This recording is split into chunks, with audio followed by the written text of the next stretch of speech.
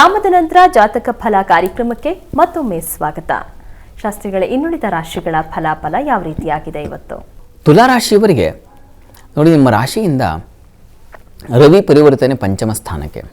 ಹೀಗಾಗಿ ಬುದ್ಧಿ ವ್ಯತ್ಯಾಸ ಆಗುತ್ತೆ, ವಿಳಂಬವಾಗುತ್ತೆ, ಆಲೋಚನಾ ಶೂನ್ಯತೆ ಅಂತೀವಲ್ಲ ಅದು ಸ್ವಲ್ಪ ತೊಂದರೆ ಆಗುತ್ತೆ. ಮಕ್ಕಳ ವಿಚಾರದಲ್ಲಿ, ಮಕ್ಕಳ ಎಜುಕೇಷನ್ ಇವುಗಳ ವಿಚಾರದಲ್ಲಿ ಸ್ವಲ್ಪ ತಲೆ ಕೆಡಿಸ್ಕೊಳ್ತೀರ. ಮತ್ತು ಈ ದಿವಸ ಸಂಗಾತಿಯ ಸಹಕಾರ ಇರ್ತಾರೆ. ಸ್ತ್ರೀಯರಿಗೆ ವೃತ್ತಿಯಲ್ಲಿ ಕಿರಿಕಿರಿ ಆಗುತ್ತೆ, ವರ್ಕ್ ಪ್ರೆಷರ್ ಜಾಸ್ತಿ ಆಗುತ್ತೆ. ವರ್ಕ್ ಸ್ಥಳ ಯಾವುದಿದೆ, ವರ್ಕ್ ಪ್ಲೇಸ್, ಅಲ್ಲೇ ನಿಮಗೆ ಶತ್ರುಗಳು ಬಾಧೆ ಅದನ್ನು ಸೂಚಿಸ್ತಾ ಇದೆ. ಹೀಗಾಗಿ ನೀವು ದುರ್ಗಾ ಪ್ರಾರ್ಥನೆ ಮಾಡಿ, ತಪ್ಪದೆ ದುರ್ಗಾ ಸಂಧಾನದಲ್ಲಿ ಒಂದರ ಸೇವೆ ಮಾಡಿಸಿ, ಅಷ್ಟೋತ್ತರ ಸೇವೆ ಮಾಡಿಸಿ. ಇನ್ನು ವೃಶ್ಚಿಕ ರಾಶಿಯವರಿಗೆ ಕರ್ಮಾಧಿಪತಿ ಈ ದಿವಸ ಚತುರ್ಥಕ್ಕೆ ಬರ್ತಾ ಇದ್ದಾನೆ, ಸುಖ ಸ್ಥಾನಕ್ಕೆ ಬರ್ತಾ ಇದ್ದಾನೆ ಮತ್ತು ಕರ್ಮಸ್ಥಾನವನ್ನು ವೀಕ್ಷಿಸ್ತಾನೆ ಅಲ್ಲಿಂದ. ಹೀಗಾಗಿ ಅನುಕೂಲ ಆಗುತ್ತೆ, ಯೋಚನೆ ಮಾಡಬೇಡಿ. ಆದರೆ ಬಂಧುಗಳ ಜೊತೆಗೆ ಸ್ವಲ್ಪ ಹುಷಾರಾಗಿರಿ. ತಂದೆ ಬಂಧುಗಳು, ತಾಯಿ ಬಂಧುಗಳ ಜೊತೆಗೆ ಸ್ವಲ್ಪ ವ್ಯವಹಾರ ಕಡಿಮೆ ಮಾಡಿ. ಉಳಿದ ಹಾಗೆ ದಿವಸ ದಾಂಪತ್ಯ, ಪ್ರೀತಿ, ಪ್ರೇಮ ಇಂಥ ವಿಚಾರಗಳಲ್ಲಿ ಮನಸ್ತಾಪಗಳು ಹೇಳುತ್ತೆ. ಮನಸ್ತಾಪ ಬಗೆಹರಿಸೋದು ಕ್ಲಿಷ್ಟವಾಗುತ್ತೆ, ಕಗ್ಗಂಟಾಗುತ್ತೆ. ಗಂಟು ಹಾಕಿದ್ರೆ ಬಿಡಿಸ್ಲಿಕ್ಕೆ ಬರಬೇಕು, ಸರಿಗುಣಿಕೆ ಹಾಕಿದ್ರೆ ಸುಲಭ. ಆದರೆ ಗಂಟು ಕಗ್ಗಂಟಾಗ್ಬಿಟ್ರೆ ಕಷ್ಟ. ಅಂಥದ್ದೊಂದು ಲಕ್ಷಣ ಇದೆ. ಮನಸ್ಸಿಗೆ ಪೆಟ್ಟು ಮಾಡ್ಕೊಳ್ತೀರ. ಇದರ ನಿವಾರಣೆಗೆ ಈ ದಿವಸ ದುರ್ಗಾ ಪ್ರಾರ್ಥನೆ, ದುರ್ಗಾ ಸಂಧಾನದಲ್ಲಿ ಒಂದು ವಿಶೇಷ ಪಂಚಾಮೃತ ಸೇವೆ ಮಾಡಿಸಿ, ಅನುಕೂಲ ಆಗುತ್ತೆ. ಇನ್ನು ಧನುರಾಶಿಯವರಿಗೆ ದಿವಸ ರವಿ ಆತ ಭಾಗ್ಯಾಧಿಪತಿ ತೃತೀಯಕ್ಕೆ ಹೋಗ್ತಾ ಇದ್ದಾನೆ. ಧೈರ್ಯ ಸಾಹಸಗಳು ಹೆಚ್ಚುತ್ತವೆ. ಆದರೆ ಭಿನ್ನಾಭಿಪ್ರಾಯಗಳು ಸಹೋದರರಲ್ಲಿ ಇದ್ದೇ ಇದೆ.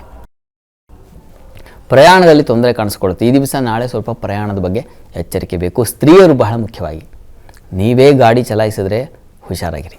ಇನ್ನು ನೀರಿನ ಸ್ಥಳದಲ್ಲಿ ವಾಸ ಮಾಡ್ತಾ ಇರ್ತಕ್ಕಂಥವ್ರು ಸ್ವಲ್ಪ ಜಲಕಂಟಕ ಸೂಚಿಸ್ತಾ ಇದೆ, ಹುಷಾರು. ಅಥವಾ ವಾಟರ್ ಇನ್ಫೆಕ್ಷನ್ನು, ಲಂಗ್ಸ್ ಇನ್ಫೆಕ್ಷನ್ ಆಗೋ ಸಾಧ್ಯತೆ ಇದೆ, ಹುಷಾರು. ಈ ದಿವಸ ಪ್ರಾರ್ಥನೆಗೆ ನಾಗ ಕವಚವನ್ನು ಹೇಳ್ಕೊಳ್ಳಿ, ಒಳ್ಳೆಯದು. ಇನ್ನು ಮಕರ ರಾಶಿಯವರಿಗೆ ಈ ದಿವಸ ನೋಡಿ, ರವಿ ಸಂಕ್ರಮಣ ದ್ವಿತೀಯಕ್ಕೆ ಬಂದರೆ, ರವಿ ಶನಿಯರು ಸೇರಿದ್ರೆ ದ್ವಿತೀಯದಲ್ಲಿ ಮಾತು ಕಹಿಯಾಗುತ್ತೆ, ಕುಟುಂಬದಲ್ಲಿ ಮನಸ್ತಾಪಗಳು ಬರುತ್ತೆ. ಅಷ್ಟಮಾಧಿಪತಿ ಅವನು ರವಿ. ಹೀಗಾಗಿ ಮಾತಿನಿಂದ ನಷ್ಟ ಮಾಡ್ಕೊಳ್ತೀರಾ. ಕುಟುಂಬ ನಷ್ಟವಾಗುತ್ತೆ, ಹಣ ನಷ್ಟವಾಗುತ್ತೆ, ಮಾತು, ಬರವಣಿಗೆ ಇವುಗಳೆಲ್ಲ ನಷ್ಟವಾಗುತ್ತೆ. ಆಹಾರ ವ್ಯತ್ಯಾಸ ಆಗುತ್ತೆ. ಹೀಗಾಗಿ ಖಾರ ಪದಾರ್ಥ ಸೇವನೆಯಿಂದ ತೊಂದರೆ ಉಂಟಾಗುತ್ತೆ. ತಾಮಸ ಆಹಾರ ಸೇವನೆಯಿಂದ, ಹೊರಗಿನ ಜಂಕ್ ಫುಡ್ ಇದೆಲ್ಲ ತೊಂದರೆ ಇದೆ, ಹುಷಾರು. ಇನ್ನು ಚಂದ್ರ ತೃತೀಯದಲ್ಲಿದ್ದಾನೆ.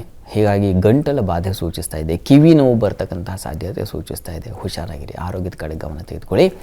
ಶನೈಶ್ಚರ ಕವಚವನ್ನು ಹೇಳ್ಕೊಳ್ಳಿ, ಆದಿತ್ಯ ಹೃದಯವನ್ನು ಹೇಳ್ಕೊಳ್ಳಿ, ಇದೆಲ್ಲ ಒಳ್ಳೆಯದು. ಕುಂಭರಾಶಿಯವರಿಗೆ ನೋಡಿ, ರಾಶಿಯಲ್ಲಿ ರವಿ ಶನಿಯರ ಯುತಿ ಏರ್ಪಾಡಾಗ್ತಾ ಇದೆ.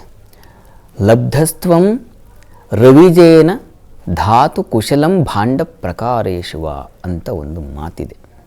ದ್ವಿಗ್ರಹ ಯೋಗ ಇದು ಈ ಮಡಕೆ, ತಾಮ್ರ ಪಾತ್ರೆಗಳ ತಯಾರಿ, ಸ್ಟೀಲ್ ಪಾತ್ರೆಗಳು, ಕಬ್ಬಿಣದ ಪಾತ್ರೆಗಳು ಅಥವಾ ಕಬ್ಬಿಣದ ತಯಾರಿ, ಇಂಥ ಕ್ಷೇತ್ರಗಳಲ್ಲಿ ಯಾರ್ಯಾರು ಕೆಲಸ ಮಾಡ್ತಾ ಇದ್ದೀರೋ ಅವರಿಗೆಲ್ಲ ತುಂಬ ಚೆನ್ನಾಗಿದೆ. ಒಂದು ಹೋರಾಟ ಜೊತೆಗೆ ಈ ಒಂದು ಕುಶಲ, ಈ ಯಾವ ಕೆಲಸಗಳಿದ್ದಾವೆ ಇವುಗಳಲ್ಲಿ ಲಾಭ ಎರಡೂ ಗಳಿಸಬಹುದು. ವೈದ್ಯಕೀಯ ಕ್ಷೇತ್ರದಲ್ಲಿರ್ತಕ್ಕಂಥವರಿಗೆ ಚೆನ್ನಾಗಿರ್ತದೆ. ಆದರೆ ಒಂಥರ ನಿಧಾನಗತಿಯ ಕೆಲಸಗಳಾಗುತ್ತೆ. ಎಷ್ಟು ಪ್ರಯತ್ನ ಮಾಡಿದ್ರೂ ಕೆಲಸ ಹಾಕ್ಕೊಂಡಿದ್ದು ಗಡಿ ಇದೆಯಲ್ಲ ಅಷ್ಟೊಳಗೆ ಮುಗಿಯಲ್ಲ. ಈ ಡೇಟ್ ಒಳಗೆ ಮುಗಿಸ್ಬೇಕು ಅಂತ ಎಷ್ಟು ತಯಾರಿ ಮಾಡ್ತೀರಾ, ಆಗೋದಿಲ್ಲ. ಹಾಗೆ ನಿಧಾನಗತಿಯಲ್ಲಿ ಕೆಲಸಗಳಾಗ್ತಾ ಹೋಗುತ್ತೆ. ದಾಂಪತ್ಯದಲ್ಲಿ ಸ್ವಲ್ಪ ಮನಸ್ತಾಪಗಳು ಬರುತ್ತೆ, ಭಿನ್ನಾಭಿಪ್ರಾಯಗಳು ಬರೋ ಸಾಧ್ಯತೆ ಇರ್ತದೆ. ಆರೋಗ್ಯ ವ್ಯತ್ಯಾಸ ಆಗುತ್ತೆ, ಬಹಳ ಮುಖ್ಯವಾಗಿ ಗಮನಿಸಿ. ಆರೋಗ್ಯದ ಕಡೆ ಗಮನ ತೆಗೆದುಕೊಳ್ಳಿ. ನೀವು ಕೂಡ ಶನೈಶ್ಚರ ಕವಚ ಹಾಗೂ ಆದಿತ್ಯ ಹೃದಯ ಹೇಳ್ಕೊಳ್ಳೋದು ಬಹಳ ಒಳ್ಳೆಯದು. ಈ ದಿವಸ ಆಹಾರ ವ್ಯತ್ಯಾಸ, ವಾಟರ್ ಇನ್ಫೆಕ್ಷನ್ ಆಗೋ ಸಾಧ್ಯತೆ, ನೀರಿನ ವ್ಯತ್ಯಾಸ ಸಾಧ್ಯತೆ ಇದೆ. ಜೊತೆಗೆ ಪ್ರಯಾಣದಲ್ಲಿ ತೊಂದರೆ ಸೂಚಿಸ್ತಾ ಇದೆ. ಇವುಗಳ ವಿಚಾರದಲ್ಲಿ ಸ್ವಲ್ಪ ಎಚ್ಚರಿಕೆ ಬೇಕು.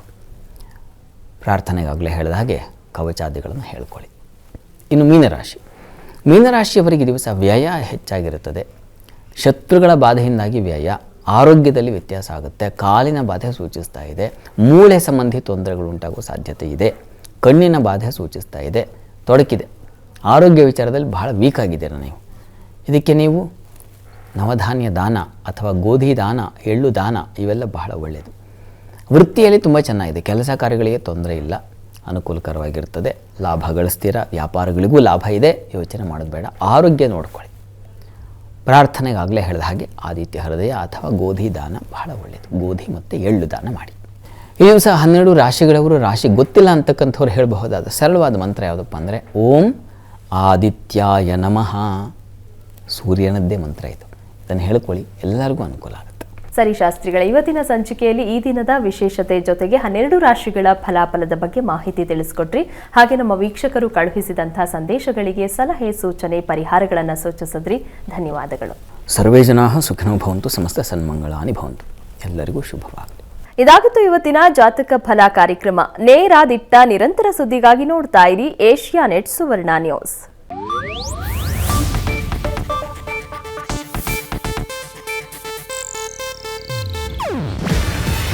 ಇದು ಏಷ್ಯಾನೆಟ್ ನ್ಯೂಸ್ ನೆಟ್ವರ್ಕ್ ಪ್ರಸ್ತುತಿ.